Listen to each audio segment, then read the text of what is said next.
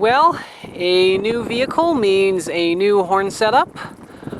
Due to growth in my family, I had to trade my old Subaru in for a minivan, and there's no way in hell I'm going to put a train horn setup on a minivan, so now that I'm driving what was my wife's old car, 2001 Honda Accord, this is now my car, and so of course I had to get a horn setup on it working.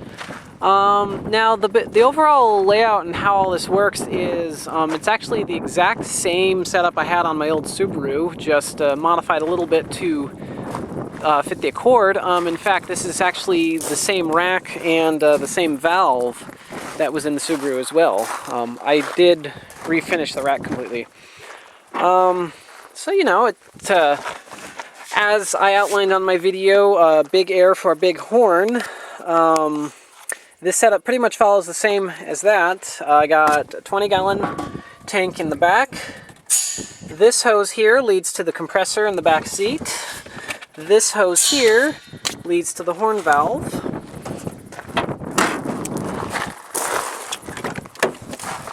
This is the compressor. Now this is operated off of 120 volts AC. This is not powered by the vehicle in any way, shape, or form. I don't have an inverter. I didn't convert this to 12 volts. I plug this into a wall outlet when I'm at home, and I fill up all of the tanks there, and then when I'm doing a horn honk, I just drain the tanks down. Now this is the hose coming in from the 20-gallon tank. This is the other hose coming from the 20-gallon. That's going to the valve setup. And then this is the hose that goes to the horn, and it just goes out the back window.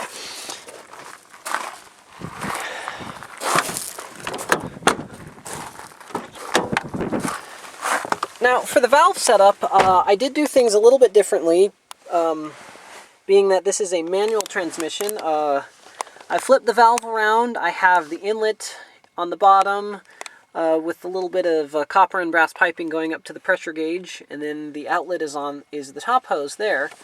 I didn't want, because this is a manual transmission vehicle, I didn't want hoses going in front of the gear shifter there. That's not safe. So that, and for other reasons, I put the valve there. Now, when I'm sitting in a normal driving position, I can reach the valve just with the tips of two fingers.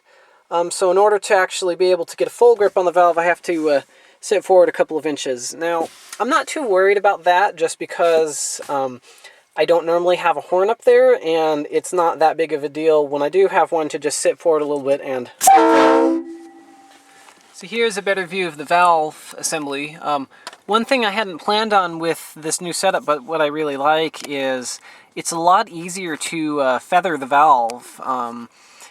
The way I had it mounted in my Subaru, there was a lot of play in the mounting mechanism that I had going on.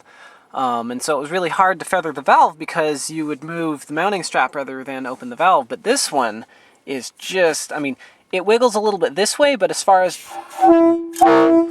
you know, as far as pulling the handle goes, it's rock solid, and it's so much easier to feather. And unexpected little bonus of this new setup, so I like that. Now, as for the horn, not quite as big as the RS5T that I tried out in my other air setup video. This is an RS-U3L. Now, this is actually the exact same horn that I did for the first car run by when I had my Subaru. The only difference is I converted it from an L manifold to a U manifold, but otherwise it's the same horn. Now, two major differences here is that I have converted from the garden hose fittings to these SAE flare fittings. Now, the reason for that is those garden hose fittings break really easily, and it's really a pain in the butt to deal with the gaskets in those. Otherwise, this is basically a copy of how I did my Subaru. And so yeah, I guess the only official tryout now is just to do a run by. And I apologize for the wind, but you know, I was excited.